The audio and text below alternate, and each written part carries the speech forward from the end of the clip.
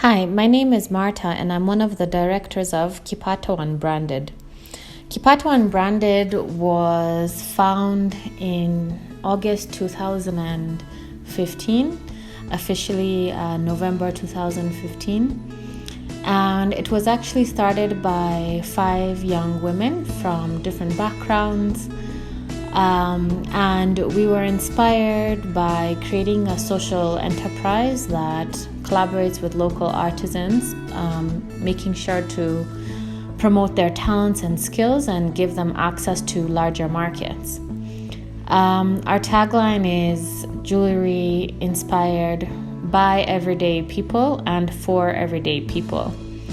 And all of our pieces are made from locally sourced materials that are sustainable, so including brass, recycled bone, and beads. So we have jewelry, so necklaces, earrings, rings, bracelets, and it's mainly the materials I had mentioned, but we also do silver plating, and we also started using wood.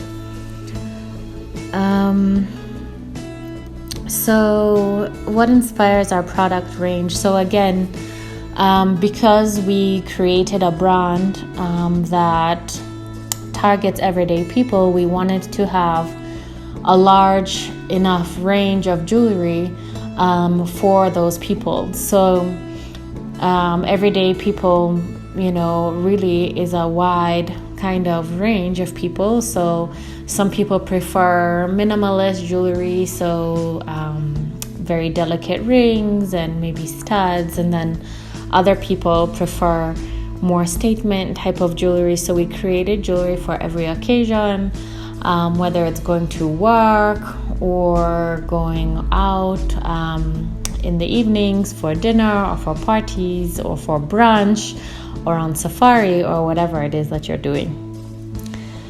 I think this revolves around the brand being organic in terms of its design. So all of us that are part of Kipato Unbranded, and not only the directors, but the artisans and also the staff, we all design the pieces collectively. So there isn't just one person who's doing it. So it's a very organic and collaborative process, and we really like that because the artisans have much more knowledge about the type of material, let's say the gauge of the brass to use and how the weight of it affects, for example, the shape of your face or your body type. And let's say we have more of intuitive nature of, for example, global trends or knowing what's popular at the moment, using popular culture or what's trending. So yeah, that collaboration is really important because the material paired with design that's cutting edge is what actually makes the jewelry very wearable, again, for everyday people, because you can wear it from day to night and on every occasion. So it is important for us for the jewelry to be of high quality, but at the same time versatile and easy to wear. We've had quite a number of different marketing strategies, and I think in the beginning we did, the first 2 years we really looked at external opportunities. So let's say media, working with stylists, and being on the ground in terms of events. So wherever you would go, you would meet, a Kipato Dada doing an event and interacting with people face to face. More recently, it's turned very much digital, especially this year, obviously, with our current situation with COVID-19. Our marketing strategy is way more about being innovative and creating, engaging digital content that's innovative, that's creative, and that will get people to participate and identify themselves with the brand.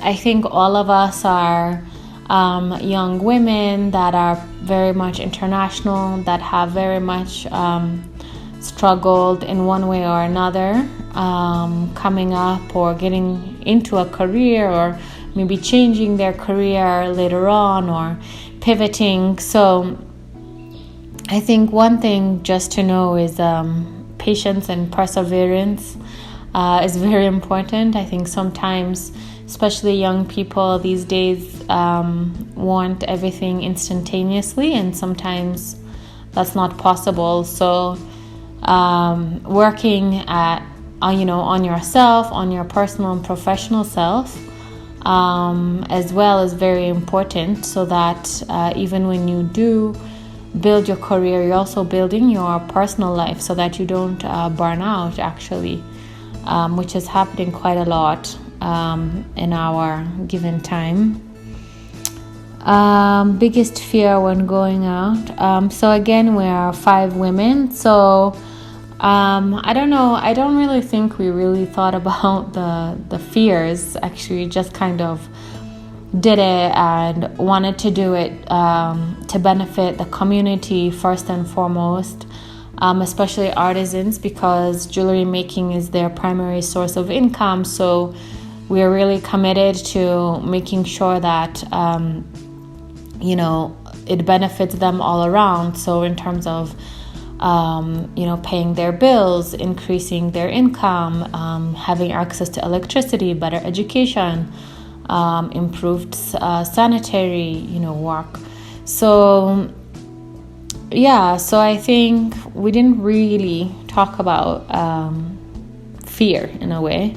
That we look up to are a lot of the inclusive brands that are international, and some that come to my mind, for example, are United Colors of Benetton and Dove, that show, a wide range of people. So we really wanted to create a brand that speaks to everyone. So when we talk of Kenyans, Africans, and everyone actually around the world internationally, people who maybe have albinism or suffer from skin conditions, or maybe are seen by society as different,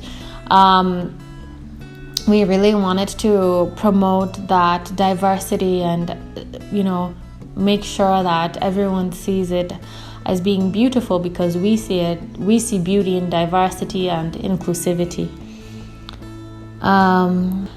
I think, again, it goes back to really pivoting. So we are now 100% digital, whereas 2019 we really focused on actually offline marketing. So we focused a lot on partnerships with retailers such as Vivo, Shop Zetu, the Hilton Hotel. So very many physical offline opportunities, and obviously in 2020 that had to really shift to digital only. So it was a major shift in focus for us. We just really learned to capitalize on some of the things that we already knew to renew and elevate the brand in this type of scenario. So we are working with a creative agency to kind of look at the branding and see how we can really speak to people more openly and get people more active. So I think this year we'll really focus on, we want to tell a story of empowerment, and we want everybody to participate in that story as well. So it's a part of storytelling, but also story acting.